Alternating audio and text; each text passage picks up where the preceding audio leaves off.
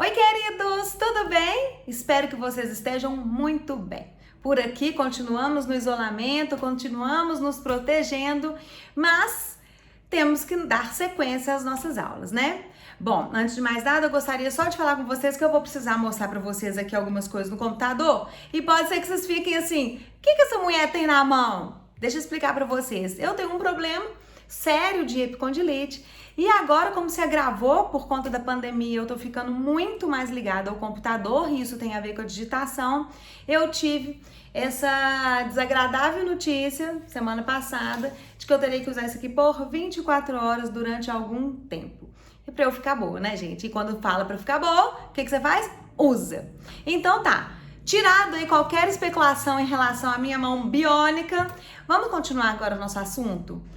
Pessoal, falamos na nossa última aula a respeito do nosso empregado, né? Falamos lá do artigo 3º, falamos das características do empregado, disse a vocês que ele tem 4 requisitos essenciais: pessoalidade, subordinação, onerosidade e não eventualidade. Ainda trouxe para vocês aquela siglazinha SHOP, né? SHOP, onde você pode lembrar sempre através dessa sigla que SHOP significa os requisitos básicos da relação de emprego. Conversamos também que a relação de emprego é diferente da relação de trabalho, onde a relação de trabalho é muito mais ampla, onde qualquer trabalhador está inserido nela, e a relação de emprego ela está nitidamente ligada ao vínculo empregatício. Nessas próximas aulas, nós vamos falar hoje sobre o empregador, depois nós vamos adentrar nos trabalhadores sem vínculo empregatício, para depois começarmos a falar dos trabalhadores, dos empregados com vínculo empregatício. Aí nós vamos falar mais propriamente dito da CLT. Mas antes de iniciarmos falando desse assunto já lá no final, eu gostaria de trazer à baila para vocês a respeito do nosso empregador. Nós lemos na CLT, pessoal, que o empregado, vou pegar para vocês, só pra gente recapitular, eu vou ficar nessa ida e vinda aqui, o que aconteceu? Eu gosto muito de dar aula, eu gosto muito de dar aula ali, ó, naquela televisão. Mas hoje o danado do fio não quer funcionar de jeito nenhum. Então, neste diapasão, eu preciso realmente utilizar dessa segunda opção que eu tenho aqui do meu plano B, que é utilizar do computador. Eu sento na minha cadeira, pego o computador e vou fazendo uma versão multifacetária para vocês aí, para que vocês não fiquem prejudicados, ok? Deixa eu tirar essa coisa feia daqui, que eu detesto bagunça. E aí, aqui tem uma quantidade de coisas a fazer, aquilo tudo os meus afazeres diários. Eu não quero trabalhar vocês em lugar nenhum, ok? Pessoal, eu tô horrorosa, mas é assim que eu vou poder aparecer. Então vamos lá, galera. Quando nós falamos de empregado, o artigo 3º da CLT, ele traz o conceito de empregado, né? Considera-se empregado toda pessoa física que prestar serviço de natureza não eventual a empregador sob a dependência deste mediante salário. Então aqui eu trago para vocês as características do empregado. Muito embora nós tenhamos falado aqui do empregado, falei das características, nós falamos muito sobre os princípios norteadores da relação de emprego, falei a respeito da diferença da relação de trabalho, mas eu não posso deixar de falar com vocês do empregador. Eu gostaria muito de que vocês não esquecessem que nasce um empregador quando? Quando ele tem consigo alguém prestando um serviço para ele que se encaixa em todas as características do artigo 3º. Quando aquela pessoa está recebendo salário, ela tem subordinação com aquele empregador, ela tem uma não eventualidade ou habitualidade e ela é uma pessoa física com sua pessoalidade, ela não pode fazer substituir. Neste cenário, pessoal, nasce um empregador. Se ele tem alguém que esteja adentrado dentro, olha que lindo, coisa feia, adentrado dentro? Claro que não, esteja dentro desse conceito aqui do artigo 3º. Mas Como eu não poderia deixar de falar, o empregador ele tem algumas especificidades que nós precisamos detalhar aqui na nossa aula. A primeira especificidade é que o artigo 2º é que traz o conceito do empregador.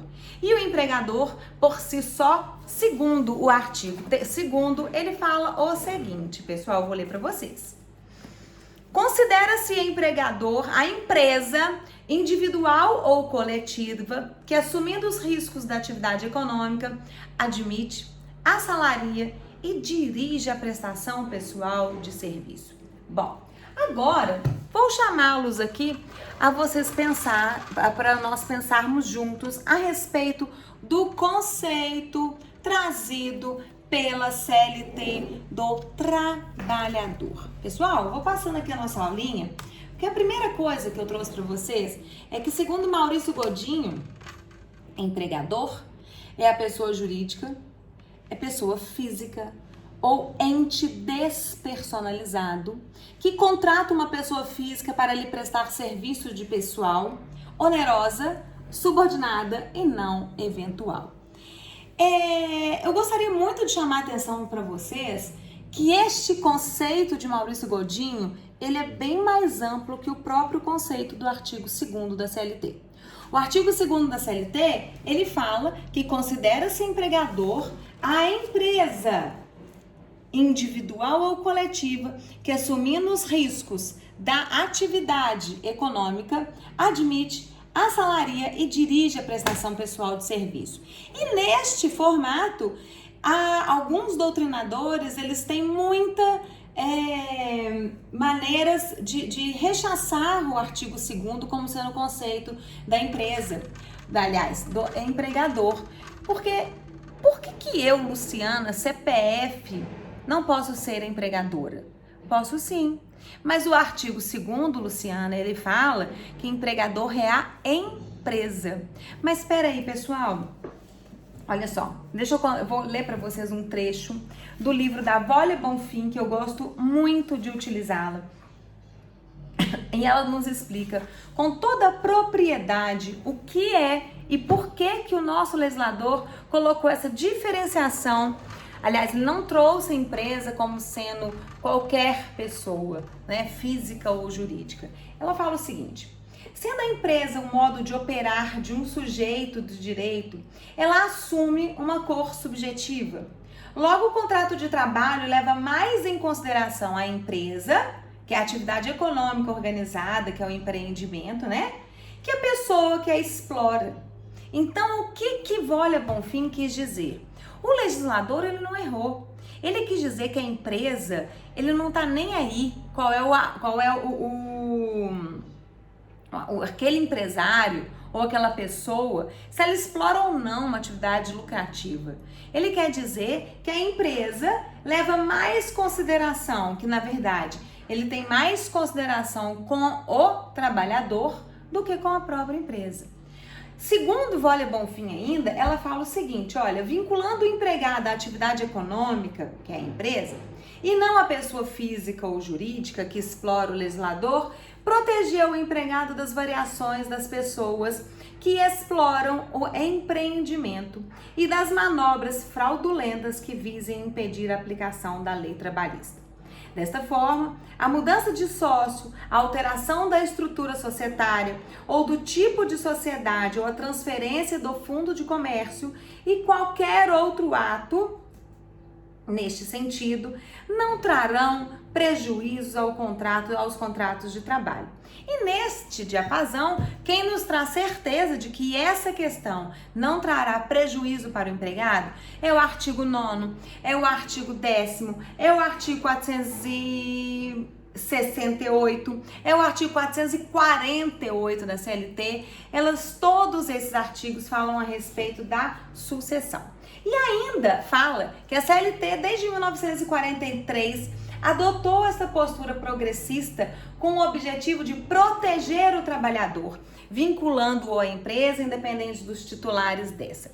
Então, Apesar de muitos doutrinadores entenderem que houve uma falha de nomenclatura no artigo 2º, por favor, entendam da melhor forma que a empresa aí foi colocada de uma maneira geral, aonde, independente se ela muda para outro quadro societário, se ela muda de localização, ela não trará prejuízo para o empregado. O empregado continua sendo protegido. Por isso que os artigos 10, 448, 469 da CLT, 68 da CLT, eles vêm dentro dessa proteção em relação ao trabalhador. Ok? Eu, Luciana, acho que eles poderiam sim, o legislador poderia sim ter colocado que empregador é toda pessoa física ou jurídica, né? Independente de você colocar só empresa. Mas vamos lá, pessoal. Continuando aqui nesse cenário, empresa é atividade econômica produtiva organizada. Aí vem a divergência. Se empresa é uma atividade, logicamente, não tem personalidade jurídica. A empresa não tem personalidade jurídica, pois é o objeto de direito e não sujeito de direito. Portanto, como poderia um objeto de direito contratar alguém se não tem autonomia negocial para tanto? Nesta divergência vem Maurício Godinho com sua primeira corrente, falando que ocorreu realmente com o termo empresa uma falha técnica, tanto que corrigida em legislações posteriores. Nós vamos ver que, inclusive, a legislação do trabalhador rural fala em empregador, pessoa física ou jurídica. E Volha Bonfim, na sua segunda corrente, falando que foi proposital, que a ideia era exatamente vincular o empregado à empresa, de modo que, enquanto essa atividade persistisse, o empregado estaria com o seu contrato de trabalho ativo. Ou seja, o termo empresa foi utilizado para proteger o empregado. Bom, a conclusão é que, de fato, ambas as correntes concordam que o termo empresa garante a proteção ao empregado. E lembra que nós falamos a respeito das interpretações, do fim colimado do legislador? O fim do legislador era realmente proteger o empregado. Então, mormente, quando haja alteração dos titulares exploradores da empresa, não haverá prejuízo algum para esse trabalhador. Assim, ainda que haja alteração na titularidade, olha eu, gente, eu vou pegando tudo. A alteração na titularidade da empresa, o contrato de trabalho permanece ativo e intacto, garantindo-se o princípio da continuidade da relação de emprego e da intangibilidade contratual objetiva. Somente um exemplo para vocês. Vamos imaginar que eu trabalho na empresa A e essa empresa A foi vendida para o grupo B.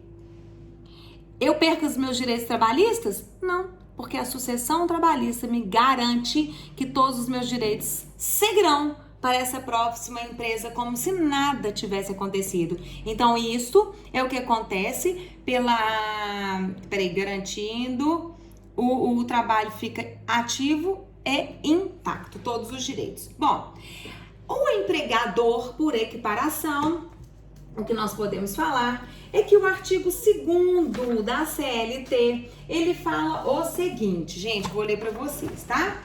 O que é empregador por equiparação? Nós vamos entender agora que equipara-se ao empregador quem? Presta atenção. Para os efeitos exclusivos da relação de emprego, os profissionais liberais, as instituições de beneficência, as ações recreativas ou outras instituições sem fins lucrativos que admitirem trabalhadores como empregados. Aqui, a palavra, mais uma vez, traz uma incoerência, porque equipara-se a empregador. Primeiro, por que colocou a palavra equipara-se? E aí surge o termo o empregador por equiparação, porque o artigo 2º, ele vem dizendo equiparam-se ao empregador para os efeitos exclusivos da relação de emprego os profissionais liberais, instituições de beneficência, as associações recreativas ou outras instituições sem fins lucrativos. Para Volha Bonfim e para Maurício Godinho, concordam que houve realmente uma falha técnica na redação. Por quê? Porque, na realidade, qualquer instituição que seja que contratar o empregado será empregador. Logo, não existe a figura do empregador por equiparação. O mais correto seria dizer, considera-se também empregador. Lembra, pessoal, que eu comecei o meu discurso aqui com vocês, que empregador, ele nasce a partir do momento que ele tem alguém prestando serviço para ele?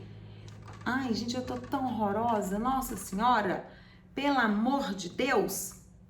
É horrível ficar gravando, gente, porque vocês não imaginam como é que você fica olhando pra sua cara toda hora e vê todos os defeitos. Mas seguiu. Vamos lá. Senão meu empregador vai aplicar pra mim uma justa causa, né? Porque eu já era pra eu vou ter que postar essa aula hoje. E aí, se eu não fizer esse comando, nós vamos estudar agora mesmo. Os direitos do empregador, que ele tem um poder diretivo, o direito de sancionar, como é que fala? Sanções contra o empregado. Então, vamos seguir em frente. Então, na verdade, pessoal, quando a gente fala a respeito dessa questão relacionada à equiparação, ao empregador por equiparação, eu também sou da corrente de Wöhler Bonfim, juntamente com Maurício Godinho, que houve uma falha técnica aí na redação. Porque quando você tem um empregador, é porque qualquer pessoa que está prestando serviço para você, ele está dedicado e literalmente envolvido naqueles 4 requisitos, pelo menos. O 5º é o da alteridade, que também parte da doutrina entende. Então, a falha que existe, mas isso não desmerece o conceito de empregador. Vamos continuar aqui, tá? Então, na realidade, considera também empregador seria qualquer empregador que tivesse dentro do conceito do empregado, que tivesse empregados dentro da sua empresa. Wöhler Bonfim, então, ela traz uma justificativa sensata dentro deste parâmetro, que ela fala o seguinte, ó, se houver intenção de lucro, em tese, não temos uma empresa. Logo, se não existisse o artigo 2º, parágrafo 1º da CLT, as instituições sem fins lucrativos poderiam contratar livremente uma pessoa física com demais pressupostos fáticos, jurídica da relação de emprego sem gerar vínculo emprego, pois trata de instituições que não seriam consideradas empresas. Bom, aqui, Wöhler Bonfim quis apaziguar os ânimos e fala que foi inteligente. Apesar da falha da redação, o parágrafo 1º deve subsistir sim, mas não como empregador por equiparação, equipara-se ao empregador, e sim, somente também será empregador, né? Seria muito mais interessante. Bom, a caracterização do empregador, pessoal. Quando a gente fala quem é o empregador, a gente pergunta, né? Quem é o empregador? Quais são os requisitos necessários para caracterizar o empregador? O que eu preciso dizer a vocês que o o artigo 2º, ele já traz uma característica falando que o empregador é o sujeito passivo da relação de emprego. Portanto, toda vez que restar caracterizada uma relação de emprego, em regra, o destinatário dos serviços humanos será o empregador, exceto quando acontecer a terceirização. E aí nós vamos falar realmente. Quando a gente fala de características do empregador, eu preciso dizer que existe a característica despersonalização, ou também chamado de impessoalidade, e a alteridade, que nós inclusive já conversamos sobre o princípio da alteridade, né? Então tá, características do empregador: despersonalização e a alteridade. Pessoal, nós vimos que a pessoalidade é um elemento indispensável para a caracterização da figura do empregado, não vimos? Vimos. Que inclusive a pessoalidade é uma das características da relação de emprego. De outro modo, tratando-se de empregador, nós temos que ver a característica da impessoalidade ou da personalização para o empregado. Isso, na verdade, não importa quem seja o empregador. Para o empregado, ele não está nem aí, mas sim as obrigações trabalhistas que devem ser cumpridas. Eu toda hora estou batendo o cotovelo aqui. Por conta dessas características é que se fundamenta, por exemplo, a sucessão de empregadores. Afinal, pessoal, como nós falamos há um tempo atrás, para o empregado o que interessa é que seus direitos sejam observados, independentemente de quem esteja ostentando formalmente a condição de empregador. Então, o que a gente pode falar é que se determinada empresa muda toda a sua composição societária, isto é irrelevante. Né? Deixa eu colocar aqui para vocês. Então, quando ele muda toda a questão societária dele, quando ele tem vamos imaginar aqui, realmente uma sucessão trabalhista, para o empregado pouco importa. Para o empregado, pessoal, o vínculo é impessoal. Ele é sem personalização. Então, por isso que é falado que a característica é despersonalização, como eu coloquei aqui para vocês, tá? E aí, e a assunção de risco? E a alteridade? Não cabe, pessoal, ao obreiro, que ele é o hipossuficiente da relação laboral, arcar, como eu disse para vocês, com elevados índices. Vocês viram, eu tô toda hora mandando mal, tô virando, voltando, mas enfim, a assunção dos riscos, nós já falamos a respeito da alteridade. Não cabe para de declinar ao empregado que ele absorva o risco do empreendimento. Definitivamente o empregado não pode absorver o risco desse empreendimento. E neste diapasão, vou ler para vocês aqui, ó, nesta vereda, ainda que existam prejuízos comprovados por meio de perícia contábil na empresa, nenhum desconto salarial pode ser deferido e realizado no contra-cheque do empregado. Afinal, inexiste o Instituto Jurídico Trabalhista da distribuição de prejuízos, apenas distribuição de lucros. E como nós já vimos, nós podemos realmente apontar para o empregado, dar a ele qualquer tipo benefício a mais do que a CLT fala, a mais do que a convenção coletiva fala, mas jamais eu posso dar a ele prejuízo, ok? Porque a característica do empregador é de assumir os seus próprios riscos. E aí a gente fala da assunção dos riscos. Despersonalização, então, a pessoalidade é elemento fático jurídico que recai sobre o empregado. Então, o empregador não tem pessoalidade. Quanto ao empregador, o contrato de trabalho é impessoal, robustecendo a despersonalização do empregador na relação de emprego. Não é pessoal, é despersonalização. Bom, motivo de proteção do trabalho na sucessão trabalhista, e aí vem mais uma vez explicando que mesmo que haja alteração da titularidade da empresa, o contrato de trabalho continua ativo e impacto. E aí... Que impacto, Luciana? Intacto. E aí os artigos 8º, 9º, 448, 448A, 468 da CLT é que nos trazem essa certeza.